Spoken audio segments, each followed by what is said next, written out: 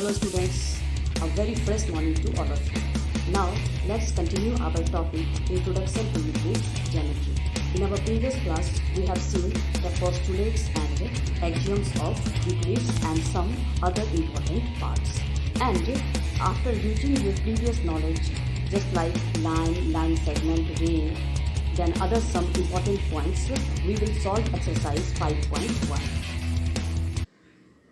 Let's start our questions of exercise 5.1. Our first question is, which of the following statements are true and which are false? Give reason for your answer.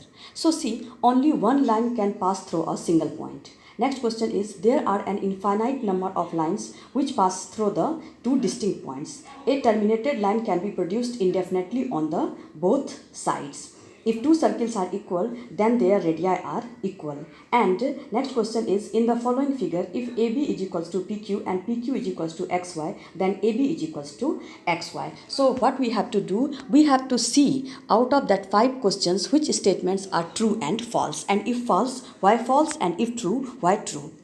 So our first question is, only one line can pass through a single point. False, because we know that since through a single point, infinite number of line can pass through it. In the following figure, it can be seen that there are infinite number of lines passing through it. Just you can see, this is our point and so many lines are passing through it. Second question is, there are an infinite number of lines which pass through two distinct points. It is also false, because two distinct points, only one line can pass, as we have seen in the property. In the following figure, it can be seen that there is only one single line that can pass through two distinct points P and Q. Just see.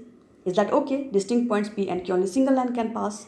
Our third question is, a terminated line can be produced indefinitely on both the sides. Yes. It is true. A terminated line can be produced indefinitely on both the sides. Let AB be a terminated line. It can be seen that it can be produced indefinitely on both the sides. Just you see the figure and it can be produced to both the sides. Is that okay?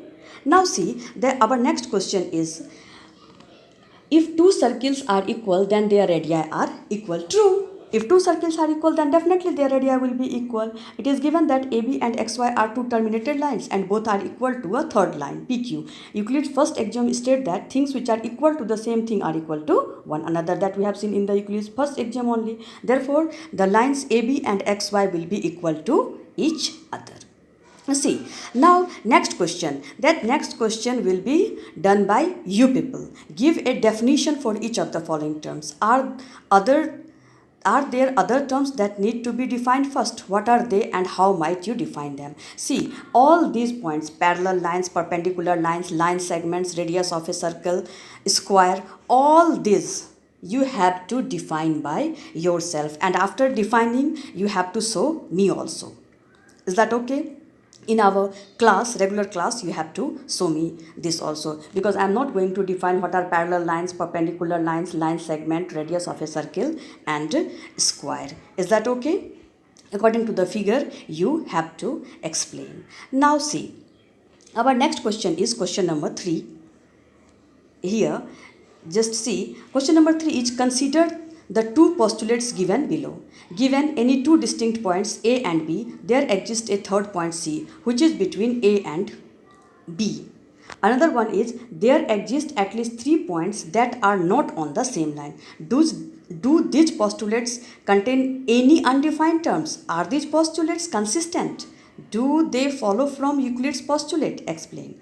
See, there are various undefined terms in the given postulates that we have seen. There are various undefined terms in the given postulates. The given postulates are consistent because they refer to two different situations. Also, it is impossible to deduce any statement that contradicts any well-known axiom and postulates. These postulates do not follow from Euclid's postulates, they follow from the axiom. And what is the difference between theorem and axiom? I explained in my previous class. Given two distinct points, there is a unique line that passes through them that we know.